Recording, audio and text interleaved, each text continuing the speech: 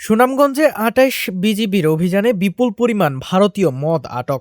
২৮ border guard battalion বিজিবির সদস্যরা সুনামগঞ্জের দুয়ারবাজার উপজেলায় অভিযান চালিয়ে বিপুল পরিমাণ অবৈধ ভারতীয় মাদক উদ্ধার করা হয়েছে।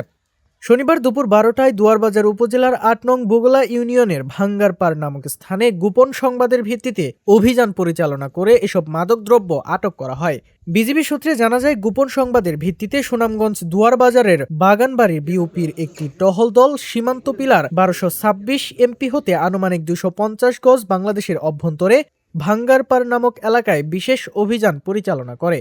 অভিযানকালে বিজিবির উপস্থিতি টের পেয়ে চোরাকারবারিরা মালামাল রেখে পালিয়ে যায়। পরবর্তীতে ঘটনাস্থল থেকে মালিকবিহীন অবস্থায় বিজিবির সদস্যরা ৯৪ বোতল ভারতীয় মদ উদ্ধার করেন। এ ব্যাপারে সুনামগঞ্জ ব্যাটালিয়ন ২৮ বিজিবি অধিনায়ক জানান, সীমান্ত দিয়ে অবৈধ অনুপ্রবেশ এবং মাদকসহ সব ধরনের চোরাচালান রোধে বিজিবি অত্যন্ত সতর্ক অবস্থানে রয়েছে। তিনি আরও বলেন, সদর দপ্তরের ঊর্ধ্বতন কর্তৃপক্ষের নির্দেশনা অনুযায়ী সীমান্তে নিরাপত্তা রক্ষা ও চোরাচালান প্রতিরোধে বিজিবির এই আভিযানিক কার্যক্রম এবং গোয়েন্দা তৎপরতা ভবিষ্যতেও অব্যাহত থাকবে। বিজিবি আরও জানিয়েছে, আটককৃত ভারতীয় মদ প্রচলিত নিয়ম অনুযায়ী মাদকদ্রব্য নিয়ন্ত্রণ অধিদপ্তর সুনামগঞ্জে জমা দেওয়া হয়েছে।